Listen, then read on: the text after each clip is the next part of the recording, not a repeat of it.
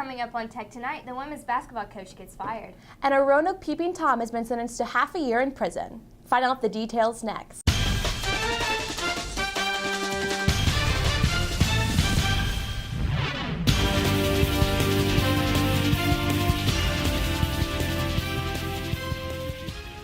Welcome to Tech Tonight. I'm Lexi Johnson. And I'm Caitlin Murray. On Friday, March 25th, Dr. Charles Murray will be visiting Virginia Tech. Murray is the author of the book, The Bell Curve. According to the book overview from Barnes & Noble and Amazon, the book pairs intelligence to class and race.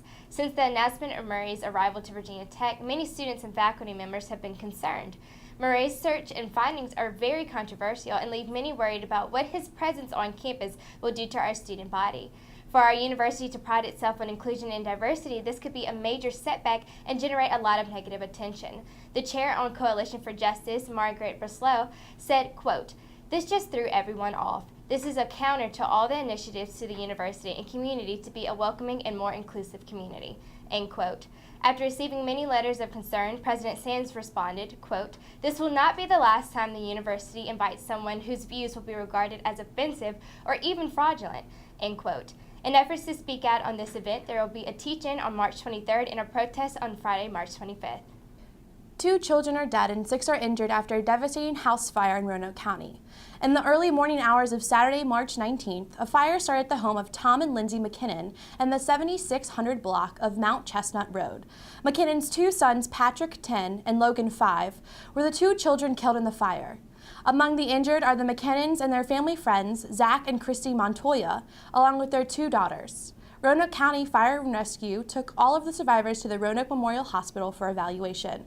Christy Montoya and the McKinnons were transferred to Winston-Salem's burn unit and remained there with several burns and smoke inhalation. According to officials, the McKinnons lost everything and the house was, quote, a total loss, with damages estimated at $250,000. Several fundraising pages have been made for donations to both the McKinnon family and the Montoya family.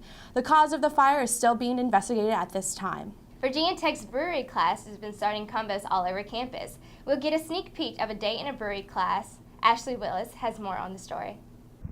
Hi, I'm Ashley Wills, and today we're on the Virginia Tech campus at the pilot plant for food science and technology.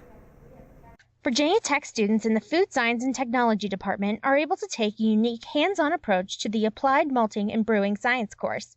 The addition of an on-campus brewhouse is allowing students to design beer from start to finish. So far, they have brewed an Imperial Cream Stout and are about to brew a Belgian triple beer. Ales typically take 2 weeks, and lagers can take anywhere from 4 weeks to several months. Herbert Bruce, Associate Director for University Studies and instructor for the course, explains more.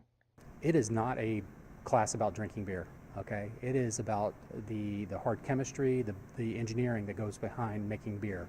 You're going to learn the process when you're going to be an expert in brewing.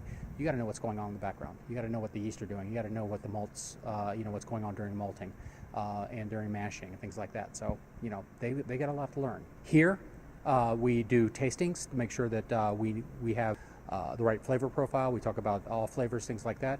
And then unfortunately we have to dump it all because this is a research facility. Home brewer Nick Patrick notes the differences between home brewing and the professional grade brewing he experiences in class.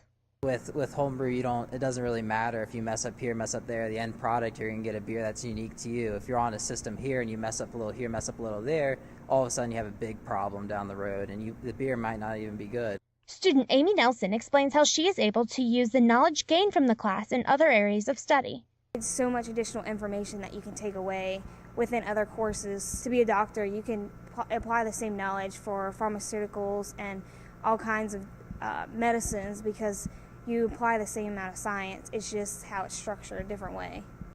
Virginia Tech is the first college in the Mid-Atlantic to have their own brewing equipment. The students will also be entering a selection of their beers into an upcoming competition. From the Virginia Tech pilot plant, I'm Ashley Wells. Now back to you. On Tuesday, March 22nd, Virginia Tech announced that the women's head basketball coach, Dennis Wolf's position had been terminated. Wolf held his position as head coach for 5 out of 6 years of his contract. Prior to coming to Virginia Tech, Wolf had been the head men's basketball coach at Boston University. After coming to Virginia Tech, he first served under then Tech's men's basketball coach Seth Greenberg. After that, he moved to Virginia Tech's director of men's basketball operations.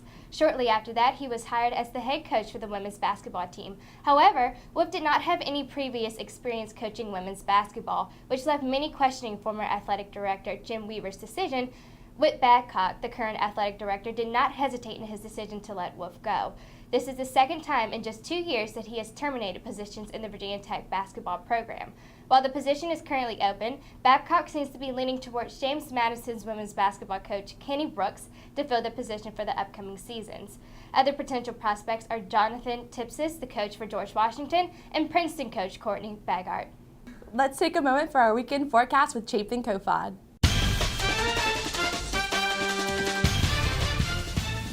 Hi, I'm Chapin Kofod with your weekend forecast. The high pressure that has made most of this week beautiful and warm leaves just as the weekends. As the high pressure moves out, a cold front is forecasted to come into our area. This will cool down the temps a bit and may bring some rain. Friday is likely to have rain, and depending on when this cold front passes over us, there may be chances of lingering showers Friday night. The rest of the weekend is going to be pretty tame. The low pressure that was out west that was thought to affect our area Saturday has slowed up a bit and probably won't affect us until next week or late Sunday. Friday is going to be mostly cloudy with highs in the mid-50s. Saturday will be sunny and beautiful with temps reaching the 60s. Saturday night, temperatures may drop into the 30s.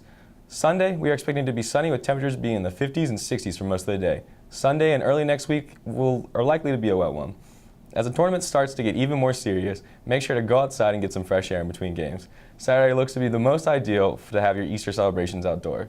So hopefully you let the kids find the most eggs and have a great weekend. Back to you, Caitlin. Thank you, Chapin.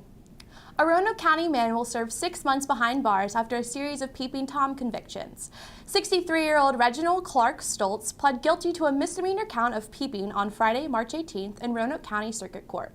Stoltz was granted his plea agreement and sentenced to 5 years suspended after 6 months in jail and 5 years of supervised probation by Judge James Swanson. The instance for which Stoltz was arrested occurred on October 26 of last year.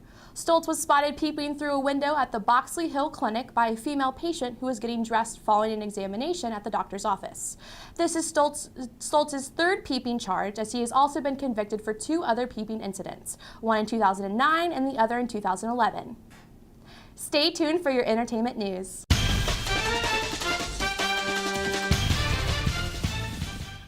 Hi, I'm Claire Rickney. And I'm Bailey Berticelli with your entertainment news. Students lined up for hours outside of Squire Student Center last Friday in order to pick up tickets for the upcoming Fetty Wap concert. The rapper Fetty Wap is famous for his summertime Billboard Top 100 song Trap Queen, along with other hits. He will visit Virginia Tech for a show in Burris Hall on April 7th. Fetty Wap has recently been traversing the country for his Welcome to the Jungle tour.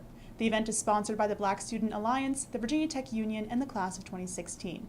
Tickets went on sale first to seniors, then to the general public. Few tickets, if any, remain for the event. The Clothesline Project, a force to raise awareness for gender-based violence, will have a display on the drill field this Monday and Tuesday, March 28th and 29th from 9 a.m. to 5 p.m. The display is a visual testimony to the terrible impact violence has on society. Victims of violence, along with friends and family of victims, decorate shirts with vivid statements and illustrations to give their own experiences of abuse. The shirts are a way to inform the public of the pain and suffering and serve a healing purpose for those that make them so they can see how far they've come and continue life with strong integrity. The shirts are color-coded to reflect their maker's experience. According to the Clothesline Project display, white is for those who have died as a result of violence, yellow and beige is for survivors who were battered or assaulted, red, pink, or orange is for those who have been raped or sexually assaulted, green or blue is for survivors of incest or child sex abuse, purple or lavender is for survivors attacked for their sexual orientation, and finally, black is for those who have become handicapped as a result of the violence they endured. The Women's Center here at Virginia Tech urges people affected by violence to stop by and create one of these shirts in a safe place to get involved and share their stories. Tickets also went on sale this week for Ring Dance. Juniors who had ordered class rings in the fall were able to pick up their free ticket from the Squire's ticket office. The office is opened between noon and 5 p.m. For juniors who did not order rings, they will be able to pick up tickets between March 28th and April 1st. Juniors are allowed to pick up one extra ticket for a date, but the class of 2017 asks that people refrain from doing so if their dates are also juniors in order to ensure that there are enough tickets for everyone. Students must bring their Hokie passports when picking up tickets. Students can pick up tickets for either Friday or Saturday night. Next week is Body Matters Week. From Monday, March 28th to Thursday, March 31st, Virginia Tech will be promoting positive body image. The week kicks off with an instructor-led dance class that focuses on loving your body and having fun at McComas from 5 p.m. to 6:30 p.m. The class is free and open to all students and faculty. No group exercise pass is needed. There will be an educational booth at D2 during dinner that informs people of the negative body talk and how to avoid it as well. On Tuesday, in the North End Center, there will be a body project workshop. The free workshop from 12:30 to 2:30 p.m. teaches women to be body positive and build self-confidence, acceptance, and worth. Wednesday and Thursday offer a Body Matters cooking class. The class, allowing 12 participants, will take place in Wallace 405 from 6 p.m. to 7 p.m. and cost $5. You learn how to prepare healthy, easy meals for yourself and tips and tricks to get on a healthy diet and stay on it. Professionals will be at McComas on Thursday as well. From 11 a.m. to 2 p.m., students can have the opportunity to ask questions about healthy eating, exercising, and more. There will be giveaways and raffle prizes too. The week will be full of informative and uplifting activities to build positivity on campus. Stay tuned for your sports news.